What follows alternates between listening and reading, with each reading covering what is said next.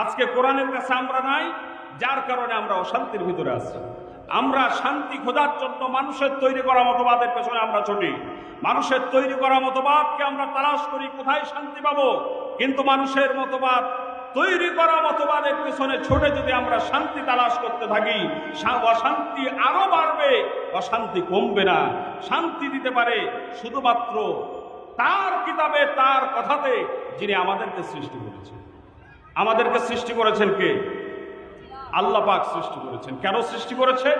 তার হুকুম মানার জন্য। তার হুকুম কোথায় পাবো? এই কিতাবের ভিতরে পাবো। তার হুকুম এই কিতাবের ভিতরে পাবো, কোরআনুল কারীমের ভিতরে আমরা পাবো।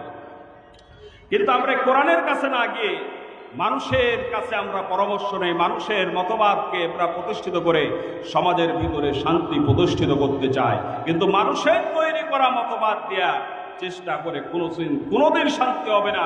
আমরা প্রমাণ গোটা বিশ্বে দেখতে পাচ্ছি, মানুষ শান্তিকে প্রতিষ্ঠিত করার জন্য জাতিসংঘ করলো, এরপরে শান্তি প্রতিষ্ঠিত করার জন্য বিভিন্ন ধরনের মতবাদ দিয়ে চেষ্টা চালায়, শান্তি কোথাও পাওয়া যায় না।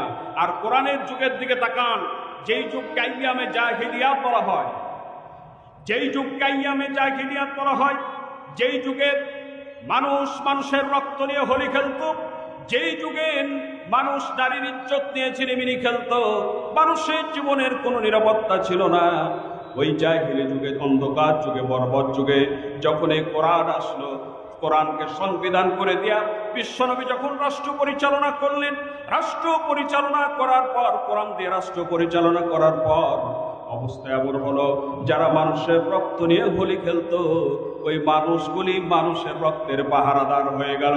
যারা নারীর ইজ্জত নিয়ে ছিনিমিনি খেলতো, কোরআন প্রতিষ্ঠিত হওয়ার কারণে, কোরআন দিয়ে দেশ গড়ার কারণে ওই মানুষগুলি নারীর ইজ্জতের পাহারাদার হয়ে গেল। যেই সমাজের মানুষের জীবনের কোনো নিরাপত্তা ছিল না, ওই সমাজের মানুষ এখন ঘরের দরজা খুলে ঘুমাবার সুযোগ পেয়েছিল।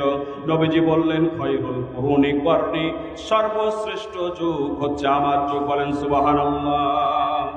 সর্বশ্রেষ্ঠ যুগ হচ্ছে আমার যুগ।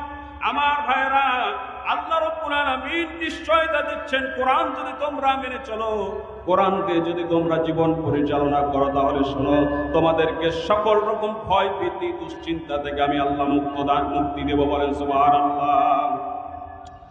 আল্লাহ রাব্বুল আলামিন বলছেন, ফামান তাবিআ হুদায়া ফালা খাউফুন আলাইহিম ওয়ালা হুম ইয়াহজানুন।